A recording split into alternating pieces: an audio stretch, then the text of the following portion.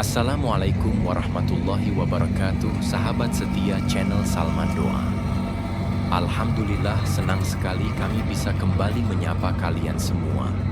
Semoga selalu dalam lindungan Allah Subhanahu wa Ta'ala, diberi kesehatan, keberkahan, dan semangat dalam menimba ilmu dan kebaikan. Kali ini, kita akan menyelami sebuah kisah luar biasa yang menjadi titik awal perubahan besar dalam sejarah umat manusia. Kisah turunnya wahyu pertama kepada Nabi Muhammad SAW. Kisah Nabi Muhammad SAW menerima wahyu pertama Al-Quran diturunkan kepada Nabi Muhammad SAW, bukan hanya sebagai bukti kenabian beliau, tetapi juga sebagai pedoman hidup yang sempurna bagi seluruh umat manusia. Kitab suci ini berfungsi sebagai petunjuk yang lurus, pembeda antara kebenaran dan kebatilan, serta sebagai pelengkap sekaligus penyempurna kitab-kitab ilahi yang sebelumnya telah diturunkan kepada para nabi terdahulu. Menjelang usia beliau yang ke-40, Nabi Muhammad SAW semakin sering memikirkan kondisi masyarakatnya yang jauh dari nilai-nilai kebenaran. Beliau menyaksikan sendiri bagaimana kaumnya tenggelam dalam berbagai praktik kemusyrikan, kerusakan moral, dan penyimpangan dari ajaran tauhid. Hatinya yang penuh kepekaan dan kebijaksanaan merasa tidak tenang, sehingga beliau mulai menjauh dari keramaian dan kehidupan kaumnya untuk menyendiri. Nabi Muhammad SAW sering beruzlah atau mengasingkan diri ke sebuah tempat sunyi bernama Gua Hira, yang berada di Jabal Nur, sebelah utara kota Makkah. Gua ini merupakan gua kecil yang memiliki lebar sekitar 1,75 zira dan panjang sekitar 4 zira dengan ukuran zira hadid, yaitu ukuran hasta dari besi. Di tempat sunyi inilah beliau biasa melakukan tahannuts, yaitu bentuk ibadah yang dilakukan dalam keheningan untuk lebih mendekatkan diri kepada Allah. Dengan bekal air dan roti gandum seadanya, beliau berdiam di gua tersebut, menghabiskan waktu untuk merenung, beribadah, dan memikirkan ciptaan Allah yang luar biasa di alam semesta ini. Saat itulah beliau juga semakin menyadari betapa parahnya kondisi masyarakatnya yang berada dalam kegelapan syirik, tanpa ada pedoman yang jelas atau cahaya kebenaran yang membimbing mereka keluar dari belenggu kesesatan. Ketika usia beliau genap 40 tahun, berbagai tanda kenabian mulai tampak semakin nyata. Salah satunya adalah batu di Makkah yang memberi salam kepada beliau. Sebuah kejadian luar biasa yang menunjukkan keistimewaan beliau.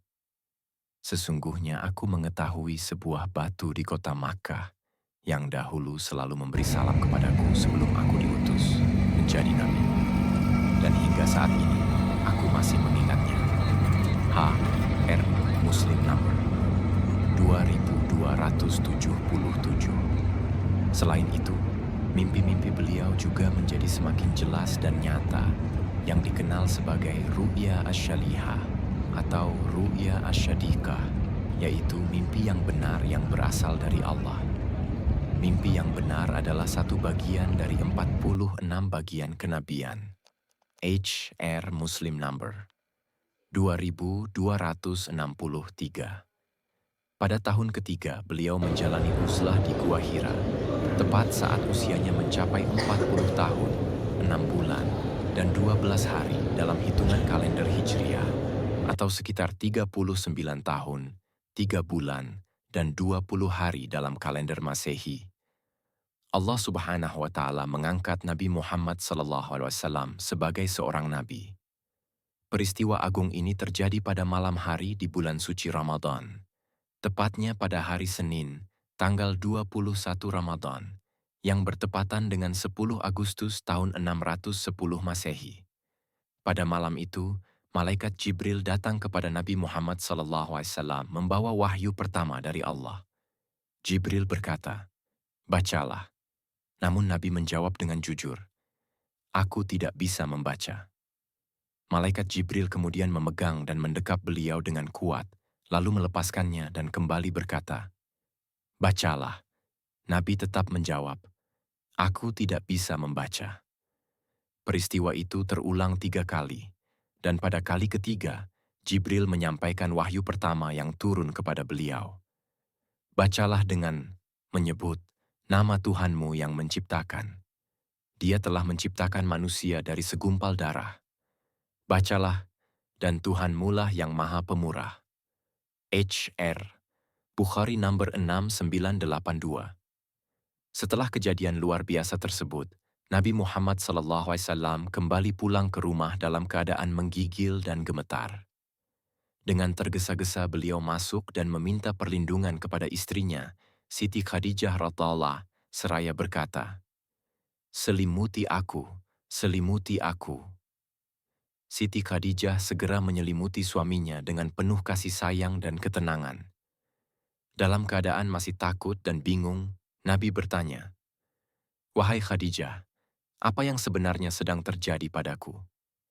Lalu beliau pun menceritakan seluruh kejadian yang baru saja dialaminya di Gua Hira. Nabi berkata, "Aku sangat khawatir akan diriku." Namun Siti Khadijah dengan penuh keyakinan dan cinta berkata menenangkan, "Sekali-kali jangan takut. Demi Allah, Dia tidak akan pernah menghinakanmu. Sesungguhnya engkau adalah orang yang selalu menyambung tali silaturahmi, membantu orang yang dalam kesusahan, memberi kepada orang miskin yang membutuhkan, menjamu tamu dengan baik, dan menolong siapa saja yang tertindas dalam memperjuangkan kebenaran." Untuk menenangkan hati suaminya dan mencari penjelasan yang lebih meyakinkan, Siti Khadijah kemudian mengajak Nabi Muhammad SAW menemui Waraqah bin Naufal, sepupu Khadijah, seorang ahli kitab yang sudah memeluk agama Nasrani sejak zaman jahiliyah dan dikenal karena pengetahuannya tentang kitab-kitab terdahulu.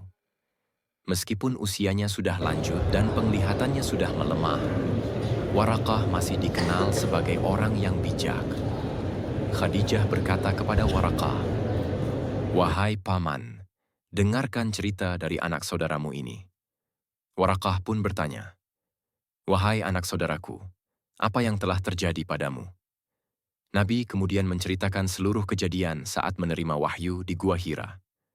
Mendengar cerita tersebut, Waraqah berkata, "Itulah Namus, Jibril, malaikat yang dahulu pernah diutus oleh Allah kepada Nabi Musa. Wahai Muhammad, semoga aku masih hidup ketika nanti kaummu mengusirmu." Nabi Muhammad SAW terkejut dan bertanya, "Apakah mereka akan mengusirku?" Waraqah menjawab, "Ya, tidak ada seorang pun yang membawa wahyu sebagaimana engkau, kecuali ia pasti akan dimusuhi. Jika aku masih hidup pada hari itu, niscaya aku akan menolongmu dengan sekuat-kuatnya." Namun, tak lama setelah itu, Waraqah bin Naufal pun wafat. Sahabat setia channel Salman Doa, itulah kisah agung tentang turunnya wahyu pertama kepada Rasulullah SAW yang menandai dimulainya risalah kenabian dan kebangkitan Islam sebagai rahmat bagi seluruh alam. Semoga kisah ini menambah iman dan kecintaan kita kepada Nabi Muhammad SAW. Jangan lupa untuk like, share, dan subscribe agar tidak ketinggalan kisah-kisah inspiratif lainnya. Sampai jumpa di video berikutnya. Wassalamualaikum warahmatullahi wabarakatuh.